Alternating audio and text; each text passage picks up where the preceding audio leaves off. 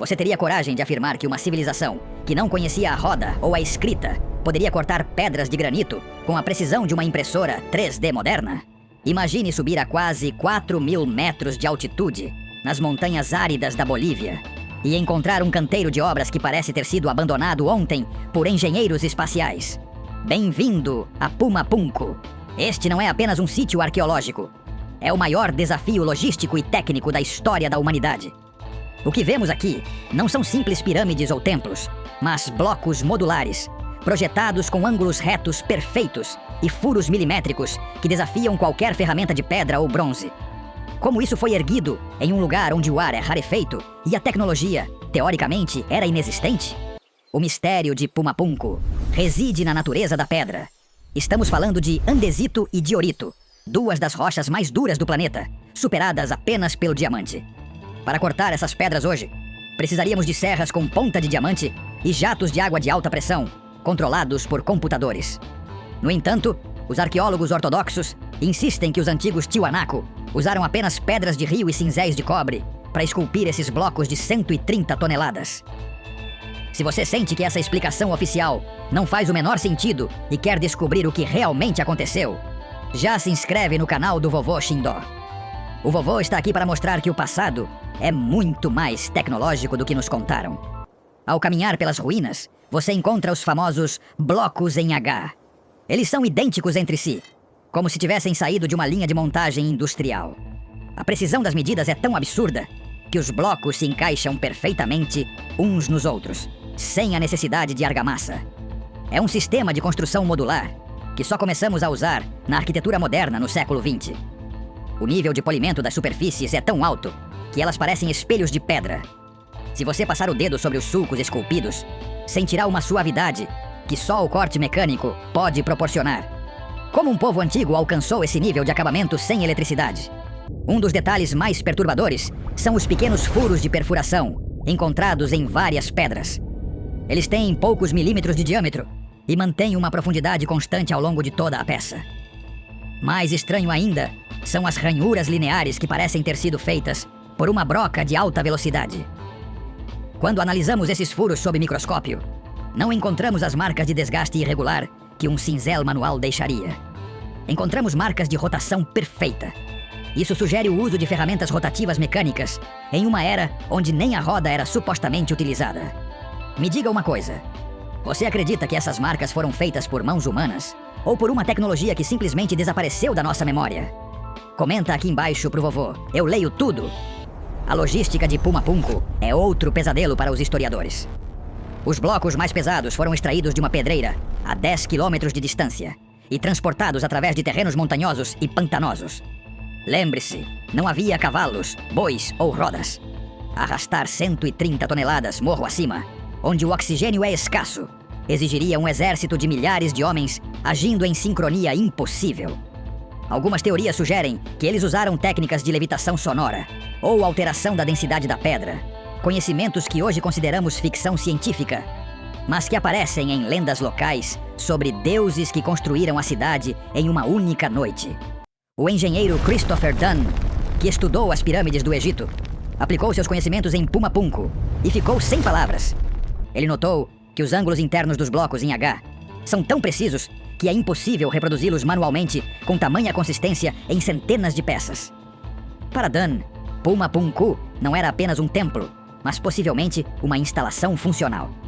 O design dos blocos sugere que eles faziam parte de uma estrutura maior, que foi destruída por uma catástrofe de proporções bíblicas.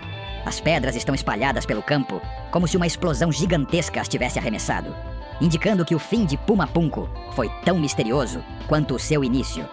Quando olhamos para a datação de Pumapunku, o conflito aumenta. A arqueologia tradicional diz que o local tem cerca de 1.500 anos. No entanto, o arqueólogo Arthur Poznański, que dedicou a vida ao estudo de Tiwanaku, utilizou cálculos astronômicos baseados no alinhamento das estruturas com o Sol. Ele chegou à conclusão impressionante de que Pumapunku poderia ter 12.000 ou até 15.000 anos de idade. Isso colocaria a construção no final da última era glacial, em um período onde a humanidade deveria estar vivendo em cavernas. Se Poznański estiver certo, toda a nossa linha do tempo sobre o desenvolvimento das civilizações precisa ser jogada no lixo. Outro ponto fascinante são os grampos de metal. Existem entalhes em forma de T e de I gravados nas pedras para mantê-las unidas. Análises de laboratório revelaram que o metal usado não era fundido em molde simples, mas sim despejado, em estado líquido, diretamente nas ranhuras das pedras, criando uma solda metálica. O metal é uma liga complexa de cobre, arsênico e níquel. Para atingir a temperatura necessária para fundir essa liga nas montanhas frias da Bolívia, seria necessário um forno industrial de alta potência. Onde estão os vestígios dessas fundições? Onde estão as ferramentas que criaram esses moldes perfeitos? Existem relatos de astronautas antigos que associam Puma Punku a uma base de operações. A disposição dos blocos e a natureza modular da construção lembram muito os hangares ou bases de lançamento de foguetes. Embora pareça absurdo para alguns, quando eliminamos o impossível, que ferramentas de pedra cortaram granito com precisão de micron. O que resta, por mais improvável que seja, deve ser a verdade. Se seres com tecnologia avançada visitaram a Terra no passado, Puma Punku seria o lugar ideal para construir uma base duradoura, feita de pedra indestrutível, capaz de resistir ao tempo e às catástrofes naturais. A conexão espiritual e matemática também é evidente. Puma Punku significa a porta do Puma. Para os povos andinos, o Puma representa a força terrestre, mas as ruínas parecem apontar para o cosmos. A geometria sagrada utilizada na disposição das pedras revela um conhecimento profundo sobre o número Pi e a proporção áurea. Não se trata apenas de construção bruta. É uma harmonia entre a pedra e a matemática universal. Como uma cultura isolada nas montanhas desenvolveu um entendimento tão sofisticado do universo? Talvez eles não estivessem isolados, mas sim conectados a uma rede de conhecimento global que abrangia todos os continentes. Hoje, Puma Punku permanece como um museu do impossível. Cada bloco de pedra é uma pergunta sem resposta, um desafio silencioso à nossa arrogância tecnológica. Nós nos orgulhamos de nossos arranha-céus e satélites, mas não conseguimos explicar como pedras de 1500 anos atrás possuem cortes mais precisos que os das nossas melhores máquinas. O local está sendo lentamente degradado pelo turismo e pelo clima, mas a sua essência permanece intacta. É um quebra-cabeça que espera por uma mente capaz de decifrar o código de uma engenharia que parece pertencer ao futuro e não ao passado. O mistério de Puma Punku nos obriga a olhar para as estrelas e para o solo sob nossos pés com a mesma humildade. Se fomos capazes de tal feito no passado, o que mais esquecemos ao longo do caminho? A verdade sobre a nossa origem pode estar gravada no andesito frio dessas ruínas, esperando o momento certo para ser revelada. Enquanto as pedras de Puma Punku continuarem de pé, a nossa história oficial continuará sendo apenas uma versão incompleta de um passado muito mais épico e tecnológico do que jamais ousamos sonhar.